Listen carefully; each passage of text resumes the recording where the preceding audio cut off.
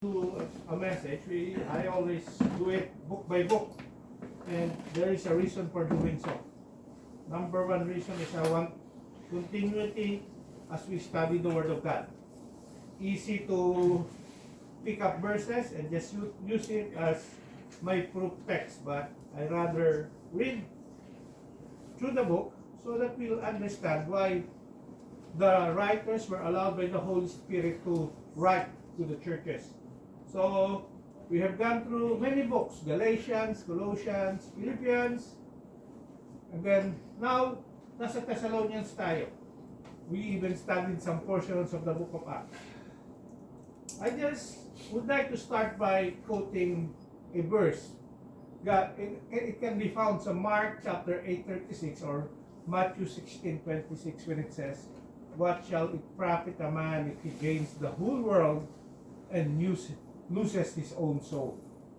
So, in a sense, this is best exemplified sa life ni Paul as he was writing and he was going through his missionary journey.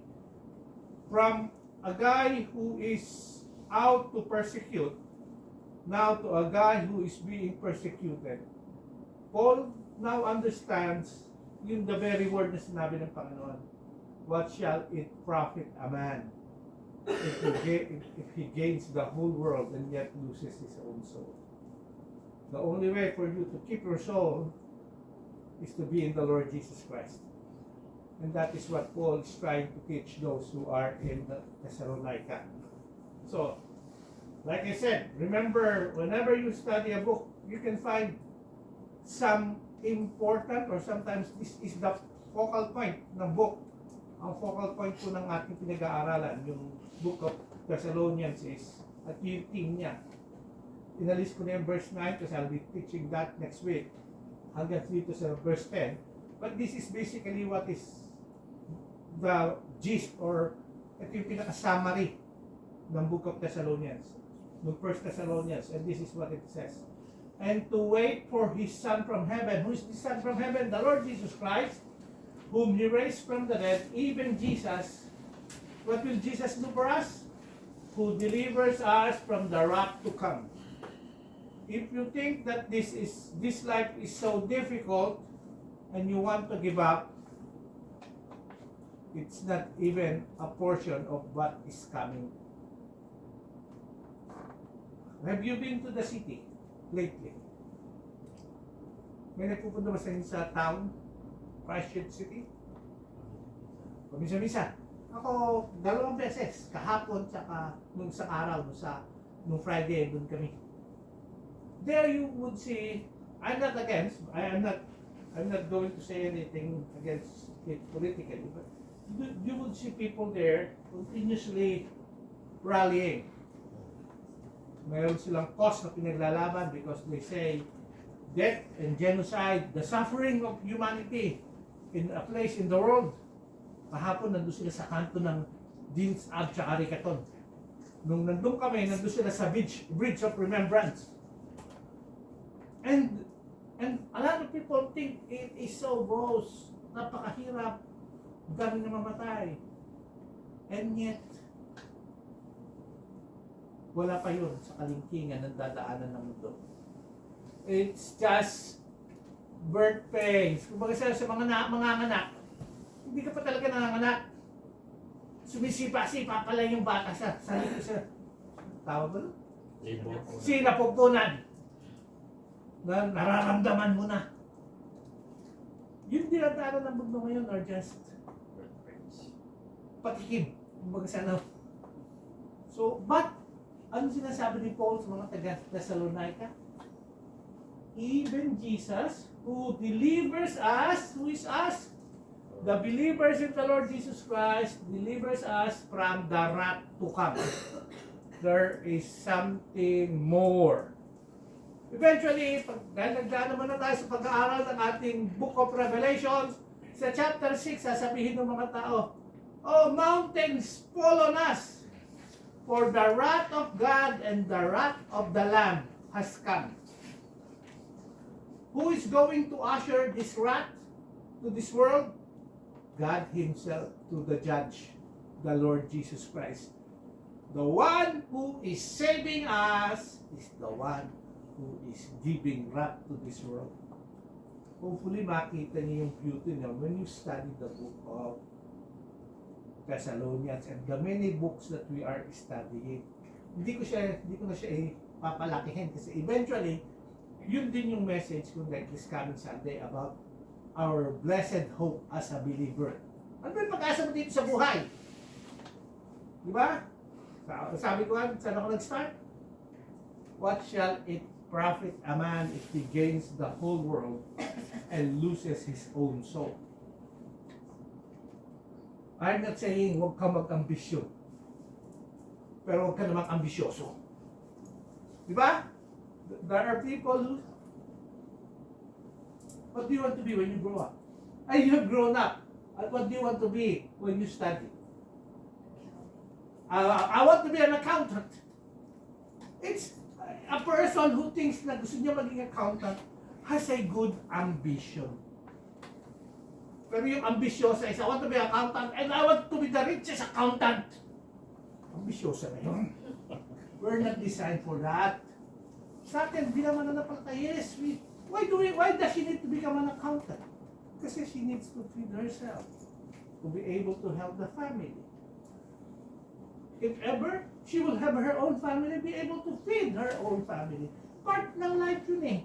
Life is a cycle. And if you don't have dreams, diba? So actually, hindi naman yung dream. It is something na talagang reachable. That's why, yun ang gusto mo mangyari eh. Oh. Pero kung wala kang ambisyon, wala ka nang makatutunguhan. Yun, the Bible is not against those.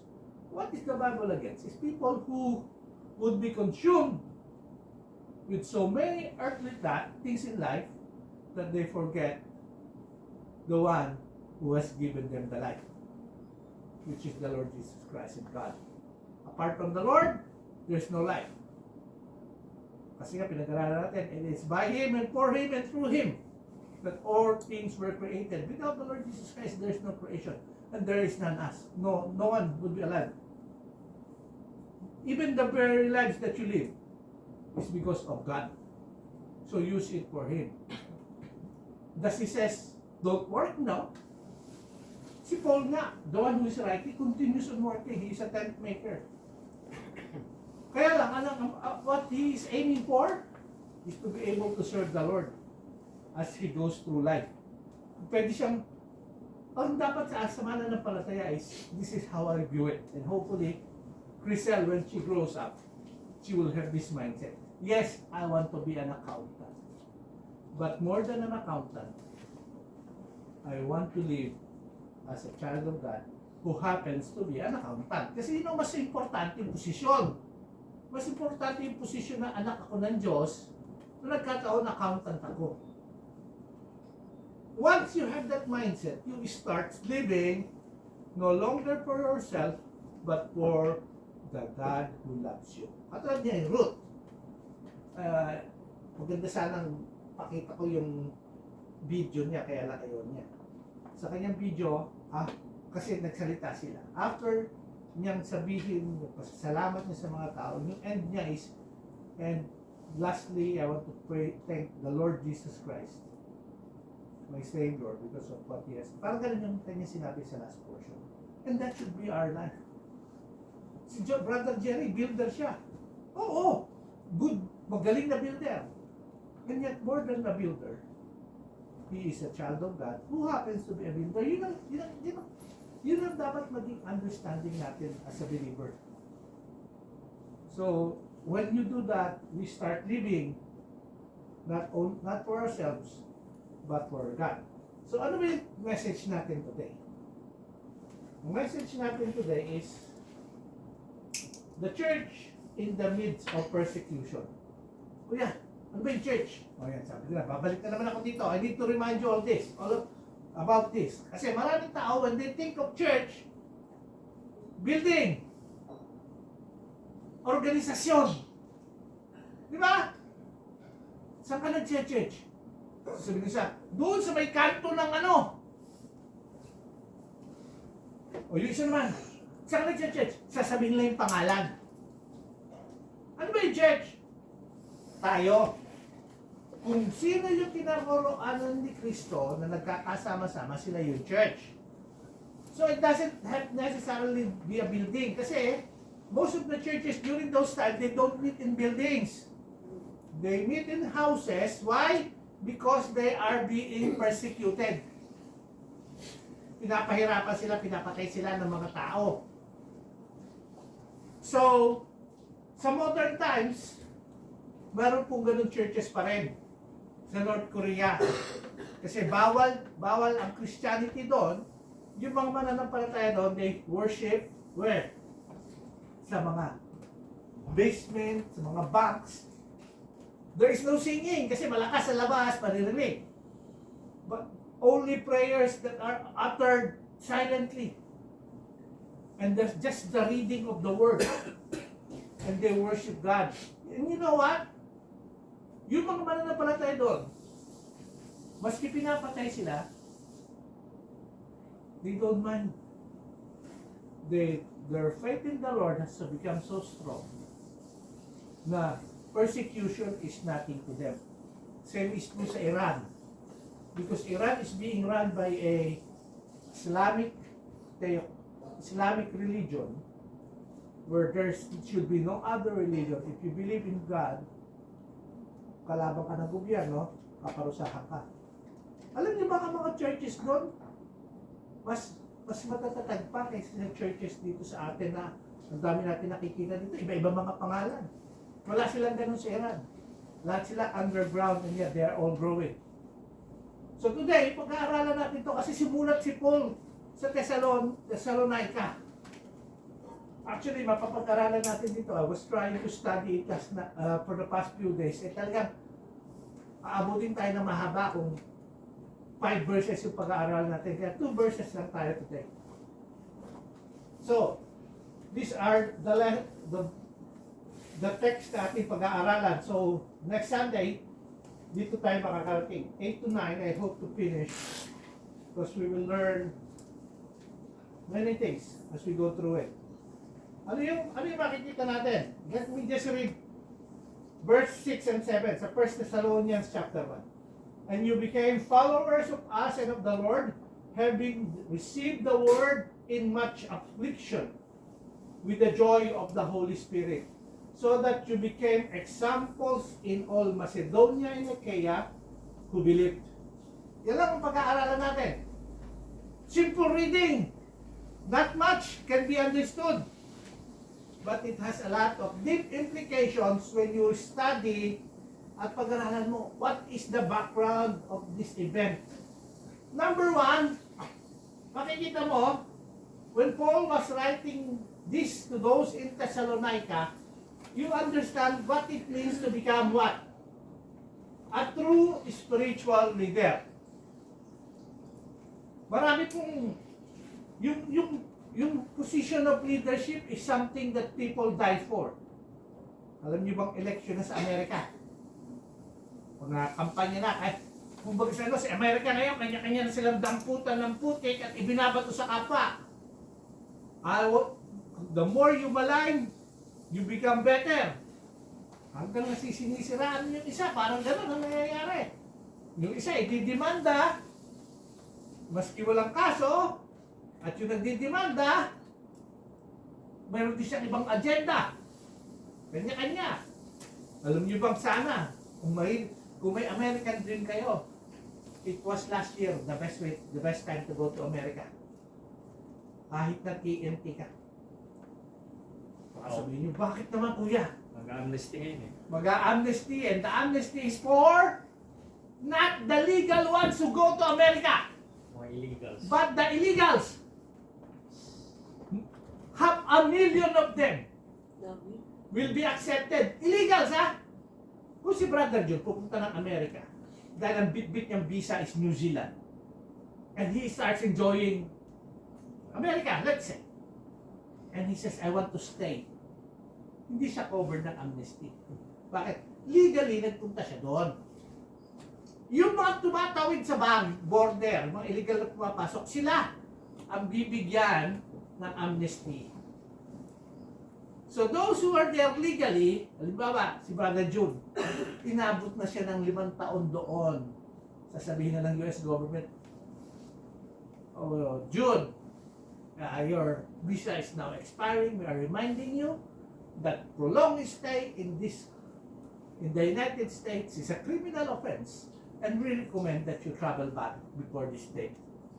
Kasi hindi siya cover ng amnesty. Bakit? Ba't may mga ganun yan? Political move. Eleksyon eh. No. Ganon. Yung legal, gutom. Yung illegal, that's how the world is. Ha?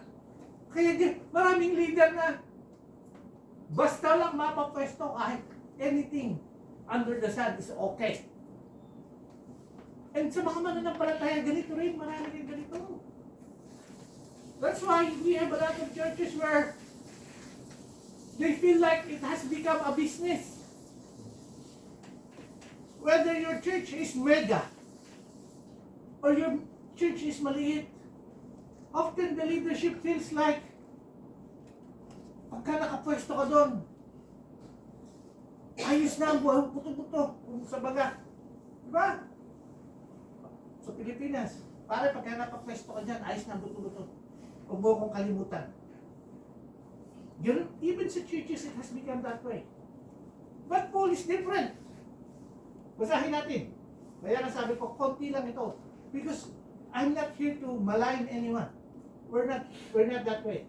But we are here to show na the difference between true spiritual leaders and the leaders who are pretend leaders. Oh. Sabi niya, and you become followers of us. Who is the us here? Kaya importante, babalikan nyo parati yung istorya nito sa Acts chapter 17. Si Paul, si Silas, which is also known as Silvanus, at sila Timothy. Oh, because of their testimony, yung life nila, nung nasa Thessalonica sila, alam niyo ba pag binasa niyo, let me just jump doon sa last portion ng aking text. Yan o. Now when they passed through Amphipolis and Apollonia, they came to Thessalonica, where there was a synagogue of the Jews. Then Paul, as his custom, went into them for 3 Sabbaths and reasoned with them from the Scriptures. Anong basihan ni Paul sa kanyang pakipagtungo dun sa mga Hudyo? For 3, ibig sabihin, 3 Sundays o 3 weeks siyang nandun. 3 Sabbaths eh. Ano basihan ni Paul? Scriptures. He never used his what? Ano ba si Paul to the Jews? He was a rabbi. He was a Pharisee. He is already a teacher of the law and he has many traditions with him. Pero what is he using? The Scriptures. Was he there to promote himself? Hindi, kasi he's there to promote himself. The Jews will accommodate him. Oh, this is Paul. He is the rabbi from Jerusalem. But Paul is not. He is teaching from the Scriptures. Dapat sa mga nagtuturo, yan ang basihan mo. Hindi yung napanood mo sa YouTube. Kasi, yung salita ng Diyos na dapat binabasa natin eh. Hindi yung, ay sinabi ni ganito. Kasi ganito, yun ang basihan. Hindi po, ang basihan, parati, salita ng Panginoon. Anong ginagawa niya? Verse 3. Explaining. What's that?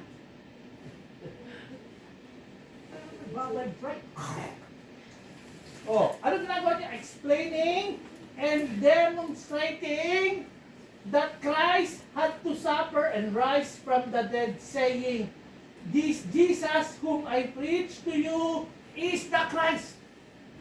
Ganun ba siyang sinabing patungkol kung saan?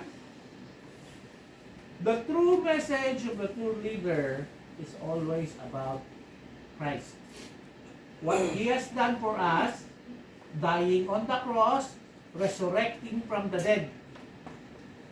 Yun ang sentro dapat ng mensahe. It is never about, oh, you can have a good life here on earth now. If you have a good life here on earth now, financially, physically, bonus. But it is not the number one thing as a leader sa church. The number one thing is all about the Lord Jesus Christ. Yan si Paul. And this is in the Thessalonican church. Ano nangyari? Verse 4. And some of them were persuaded. Maraming naniwala. Ano sabi? And a great multitude of devout Greeks. Ibig sabihin, itong mga devout Greeks na to, they are non-Jews. And they started to believe the Lord Jesus Christ to the ministry of Apostle Paul, ni Silvanus or Silas, and ni Timothy. And not a few leading women joined Paul and Silas. So mayroon talaga mga sumunod. May mga naging mananampalataya. And they are no ordinary people. Whenever you say about the Greeks, they are of good standing. Kaya nga important na isinulat nung sumulat ng Acts na maski yung mga kababayan, they are not just the only ordinary women in that place. They were what? The leading women. They joined Paul and Silas. Pero yung mga Hudyo, they were not persuaded. Ayan o. Anong nangyari sa kanila? Kaya makikita mo kagad yung difference of what Paul is preaching. It is not something that they wanted. Yung itching ears nila, hindi nyo pinipreach ni Paul. But ano yung itching ears nila? Ano gusto nilang marinig? Ang gusto nilang marinig, do this.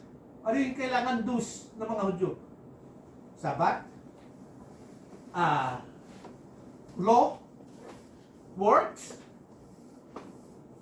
rituals, ceremonies. Walang ganun si Paul. Hindi niya sinabi, even if Paul, who happens to be a Pharisee, alam niya na kung sino ang Panginoong Jesus. So, nag-aalit sila. Yan.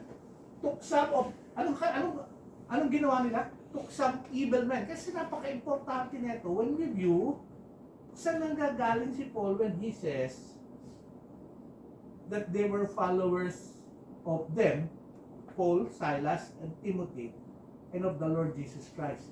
Yes, Paul, Silas, and Timothy were responsible of sharing who Christ is. The moment they put their trust to the Lord, ini-imitate na nila, eventually, yung ginawa ni Paul para sa kanila. Napaka-importante nito as you go on reading. I'll go back now, doon sa section na yun. True spiritual leaders. Ang true spiritual, kasi ang spiritual leader nila sino? Si Paul, si Silas, at si Timothy. And then, all of them together, they are all worshiping the Lord. Kaya pag binasa mo yung sulat ni Paul sa 1 Corinthians, this is what it says. 1 Corinthians chapter 4, 14 to 16. Ibang church din to, sa Corinth naman to. Located in Achaia. Makikita nyo kagad, but may connect ito. Sabi, I do not write these things to shame you. But as my beloved children, I warn you. For though you might have 10,000 instructors in Christ, yet you do not have many fathers. Bakit? Ano ba sinasabi ni Paul? Kasi marami na dumating sa Corinth na kanya-kanyang tinuturo. Alam, tinuturo nila. Ay, si Paul, hindi naman talaga apostol yan eh. Hindi, si Paul. Kaya nga yan, hindi makahingi sa inyo kasi hindi yan katulad ni Pedro, ni Sipas, ni Apollos, ni ganito, ni ganyan. Oh, bakit ang sabi ni Paul sa kanila? Yet you do not have many fathers. Bakit fathers? Kasi it was Paul who shared to them the gospel sa Corinth. And now, pagdating ng mga false teachers, sinisiraan na si Paul. Kaya dito pa lang, alam mo na yung contrast. True spiritual leaders who talk about the Lord, and other leaders who would talk about themselves. Pagka nakarinig kayo nagme-mensahe at bumasa ng isang Biblia at biglang sinabi, nung ako ganito, nako yun na. Hindi po about us, it's about Christ. Okay? Yet, for in Christ Jesus, I have begotten you through the gospel. Sa pamamagitan ng Panginoong Jesus, ginamit si Pablo upang makakilala ang mga taga-Korinto. Maraming dumarating pero hindi pinakikilala si Kristo. Anong ginagawa? Sinisiraan si Pablo. Pero si Pablo, ang importante sa kanya, maski masiraan ako, basta si Kristo, mapakilala. So, ano sabi niya? Therefore, I urge you. Ako ang gayahin nyo. Bakit? Marami kasing tao, leader, pero ituturo, iba. Ang tinuturo mo dapat si Kristo. Pinagpatuloy yan. 1 Corinthians chapter 10. Mahaba-haba ng sulat from chapter 4. Kasi importante ito sa Corinth. Yung Corinth, isa sa pinakamatigas ang ulong church ito. Marami sakit sa ulo dito. Ang isa sa pinakasakit sa ulo dito ni Pablo mga taong tumitingin sa leader, hindi tumitingin kay Kristo. Give no offense either to the Jews or to the Greeks or to the Church of God. Huwag kayong, bilang mananampalataya, huwag ka makipagtalo sa mga Hudyo, sa mga Grego, or even, kasi matitigas nga ang ulo, kanya-kanya kasi ng paksyon. Oh. Just I also pleased all men in all things, not seeking my own profit. Was Paul about himself? No. Sa kanya, maging okay sa lahat para maipakilala ko si Kristo. Kung Hudyo ka, Hudyo ako. Kung Grego ka, Grego ako. Bakit pwedeng gawin ni Pablo yun? Kasi he's Greek speaking. He grew up in Tarsus. But he's also a Jew. That's why he is a rabbi from Tarsus. Oh. Anong hanap niya profit? Was it for himself? But for the profit of whom? The many. What's the profit? People coming to know the Lord. Hindi ko na kailangan explain. The profit that they may be saved. Para sila maligtas. Yun ang real profit for Paul. Hindi yung pang personal, kundi sila maligtas. 11 verse 1. Imitate me, just I also imitate Christ. Huwag mong hanapin kay Pablo yung pagiging pariseo. Huwag mong hanapin kay Pablo yung magaling magsalita. Si Pablo, pag nagme-message, napakahaba, may nakakatulog na lalaglag sa bintana. Basahin niyo sa Biblia. Sa haba ng mensahe ni Pablo, nakatulog si Eutychus. Bumagsak, galing sa second floor, patay. Binuhay sa pamagitan ni Pablo. Ganun siya kahabang mag-message. And yet, for him, the length of the message is all about Christ. Not about him. Hindi mo siya makikita maghambog sa sarili niya. Yung dating hambog, bakit siya hambog dati? Kasi meron siyang dokumento. Ano yung dala niyang dokumento? Pag binasa niyo sa Acts chapter 9, a letter from the high priest to go to Damascus to arrest everyone who believes in the Lord Jesus Christ. Abi, yung taas na pwesto nun. Sipin mo, pag may kumatok dito, may dalang letter from the Prime Minister. Lahat kayo arestuhin. Wala tayong akal dun. Sa malamang, malalaking tao yan bibit-bitin tayo. Pero si Paul. Pero when he became a believer, he is now the one defending the faith. Yun ang difference ng true spiritual leaders to those who are not. Ano sabi ng author ng Book of Hebrews? Obey those who rule over you. Kasi yun may mga spiritual leaders tayo And be submissive, for they watch out for your souls as those who must give account. Alam mo si Paul? Yes, he is the spiritual leader, but he will also give account to the Lord. Kasi di sana sumunod lang sa kanya. Hindi, katunayan, marami yung tumutulig sa kanya. That's why may mga sinulat. Ano ba yung Hebrews? Kanina ba sinulat ito? Yung Jews po and Hebrews is almost magkatulad. Ano ang difference? Often, ang connotation, pag Jew ka, from the tribe of Judah, Benjamin ka. Hebrews talks about the whole of the nation. So when it was written to the whole of the nation who are all law focus, not grace. Now, believers na kayo, ito na. Lahat ng nagtuturo, even if you're a Jew or a Hebrew, a true teacher, people should follow them, not because of who they are, but because of what they're teaching. Let them do so with joy and not grief, for that will be unprofitable for you. Yun ang sulat niya kasi maraming matitigas po ang ulo ng mga Hudyo. Yan. Ano pa matututunan natin as we study? The church na mga sinisimulan ni Paul during his missionary journey, they were all willing to suffer. The church, willingness to suffer. Hindi mo pagka naging mananampalataya ka, okay na. Actually, kabaliktaran po.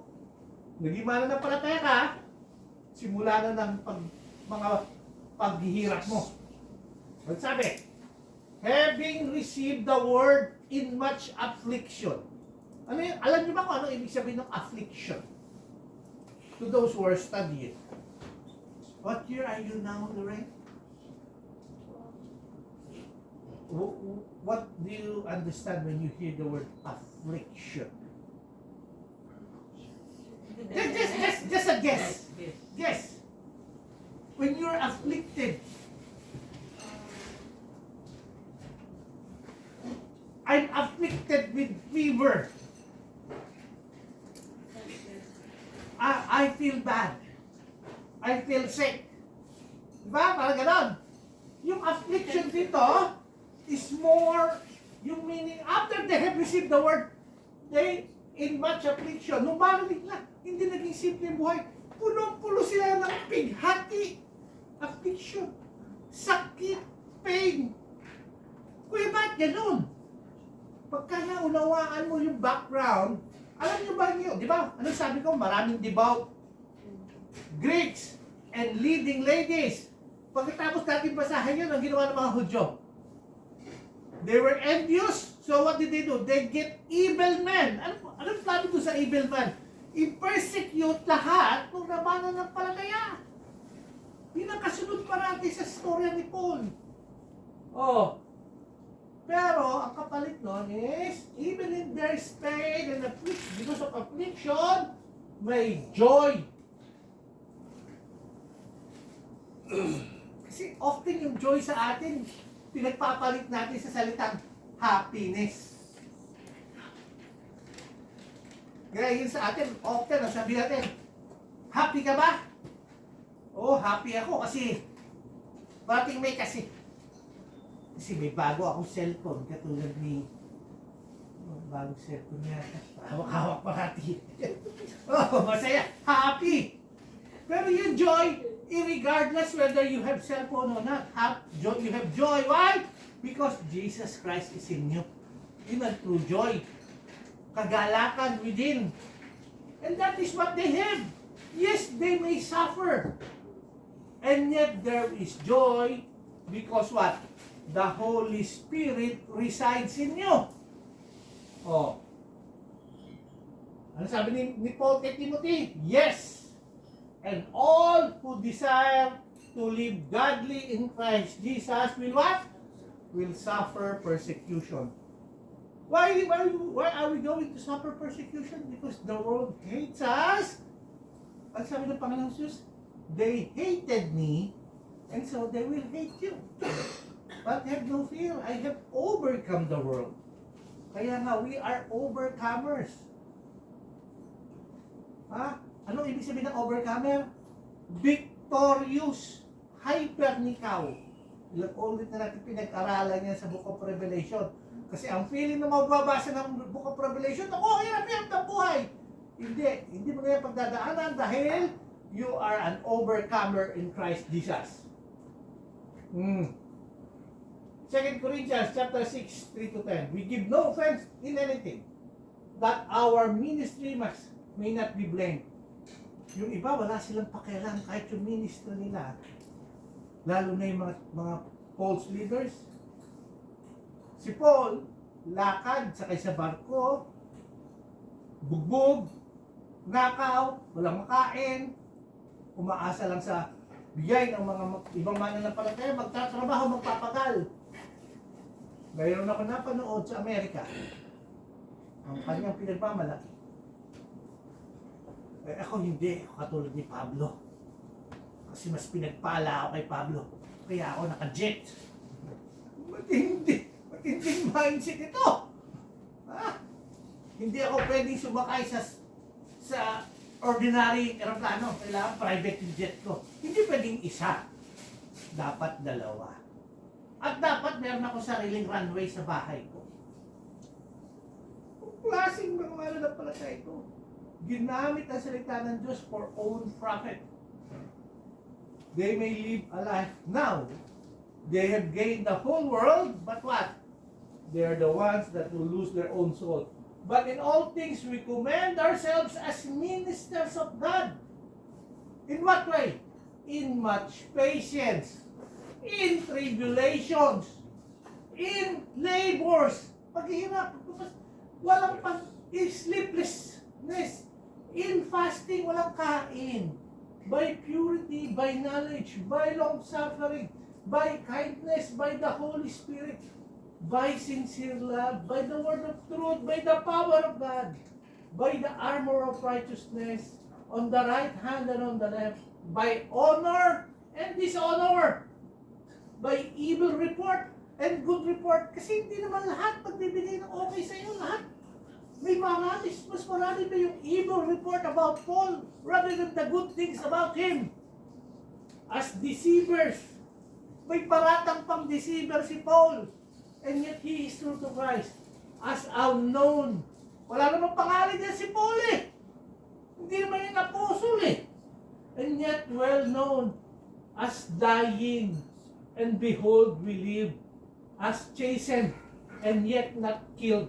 As sorrowful, yet always rejoicing. As poor, yet making many rich. Why is he making many rich? Because they are being saved. And they are now what? Part of the glorious kingdom of God. As having nothing, and yet possessing all things.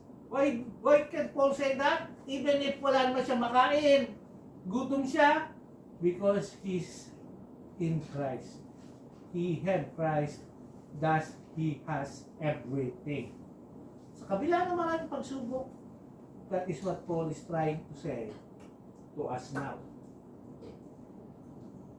And because of his life, and the church, an encouragement to other believers. Dun sa church sa Thessalonica, sa kabila ng kailangan nang umalis ni Paul kasi binubugbog na sila Jason tsaka yung mga sumusunod sa nanampalataya sa kanya. Maraming nakakilala sa pamagitan ng ginawa ni Paul sa Thessalonica. Sabi ni Paul sa verse 17, so that you became examples to all in Macedonia and Achaia who believed. Naging magandang patutuo ang buhay ng mga taga-Thessalonica sa kabila ng alin? Ng affliction, ng hirap, ng pain. Kaya ako kanina, nahihirapan ako. Nag-drawing ako ng mapa. Kung isipin mo, sasabihin mo, ano ba naman yung Macedonia? Ano ba naman yung Achaia? Ito lang naman po ang Thessalonica. Yung maliit na yun. Isang city. Ang Macedonia, yung buong taas na yan. Eastern Europe na yun. Mga Yugoslavia, Albania, yung mga ganyan. Wala na Yugoslavia ngayon, hati-hati na yun. Bosnia, Herzegovina na, may Slovakia na, may Serbia na, may Slovenia na, yan. Ang Achaia, itong section na to, andyan po yan, Corinth, andyan yan ang lugar na yan. So, yung life ng mga mananampalataya sa Thessalonica naging magandang patutuo sa iba. So even if you're persecuted, for as long as you are living for the Lord, you can be a blessing to others. Diba? Sabi niya sa 2 Corinthians 5, 8, 1 and 2. Moreover, brethren, we make known to you the grace of God bestowed on the churches of Macedonia. Macedonia na naman. Kasi from Macedonia, kumalat, nakarating na sa Achaia, saan nagsimula? Sa missionary journey that started sa Thessalonica, sa Philippi, kumalat na ng kumalat. Ano yung kumakalat? Yes, may persecution. And yet there is joy because you are starting to know who the Lord Jesus Christ is. And in a great trial of affliction, yun naman yung salitang affliction, the abundance of their joy and deep poverty abounded in the riches of their liberality. Aba sinasabi dito, sa Macedonia, mayayaman ba sila? Hindi, there is deep poverty. And yet, within their deep poverty, there is great joy because they now know the Lord. Malalim pong pag-aaral itong mga ganitong pinagdadaanan by people. During those times, kaya maraming those, nung panahon na yun, they would turn to what? To being stoics and docetists. Anong ginagawa nito mga to? Yung iba, na naman ng palataya, may mga darating na, umalis na kayo dyan sa lugar nyo dyan. Pumunta na kayo sa bundok. Mamumuhay na sila ng hiwalay. Kasi ayaw na nilang mahawa daw nung gawa ng mundo. Hindi naman po yung tinuturo ni Paul. Ang tinuturo ni Paul, habang nandiyan sa mundo ka, maging maganda kang patotoo. Kaya yung mga taga-Thessalonians, maski mahirap yung buhay, they become what? A witness. Their lives has become a witness. Hindi yung, anong tawag natin sa mga babae? Nagmumongha. Parang gano'n, narinig ko na ng bata ko eh. Di ba? Nakukulong. Nagkukulong. Hindi po. Yung iba, mamumundok. Mag-iarmitan nyo. Kasi dahil magdumi daw yung mundo. Hindi.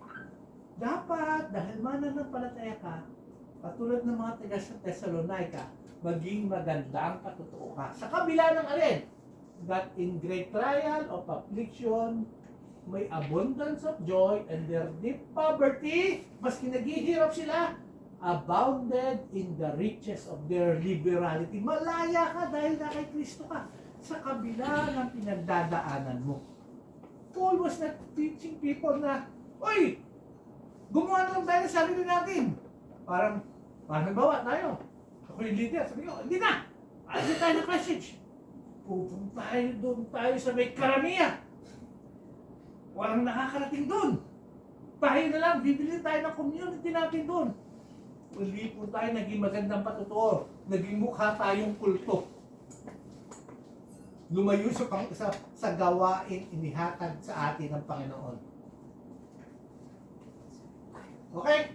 So, diyan tayo magtatapos sa words na yan. Are we doing what God wants us to do in the midst of affliction? There is joy. Or, kuya, ayoko na, nangihina ako. Meron ba tayong kagalakan sa buhay? Whenever we wake up in the morning, it is gloomy. Winter eh! To the Kiwis, sabi nila, oh, the day is gray. Where is the sun? May mga kasama ba kayo ganun sa work? No, I feel like sleeping, ganun. Ano yung complaint? Parati ko sinasabi na there is the sun. Who's the sun? The Lord Jesus Christ. So you can have this bad weather, but there is joy. It's deep within. You know why? Because you know the Lord Jesus Christ. I hope na yun ang maging buhay natin as we go through this life. Hindi po magiging madali. Wars and rumors of wars, it will just go from bad to worse. Everybody's hoping, sana, mababa. Lahat po ganun, lahat may mga pangakong pagbuti. Hindi po. There is the wrath to come. And the only solution is living for Christ and being in Christ. I hope you all know who you are in Christ Jesus. Let's pray. Our loving God, our Heavenly Father, I pray that may your words be true in us. In the midst of great trial of affliction, we'll have abundance of joy. Because even if we are impoverished, we have the liberty, the freedom to tell who Christ is and what He has done for us. Lord, teach us not to not to be people who desires to gain a lot of things in the world, but teach us to live for you. Because we understand who we are, and our future is certain in Christ Jesus. So Lord, help us na makapamuhay kaming nagbibigay puri at kalugudan sa inyong pangalan. I pray all these things in the mighty name of our Lord and Savior Jesus Christ. Amen. Amen.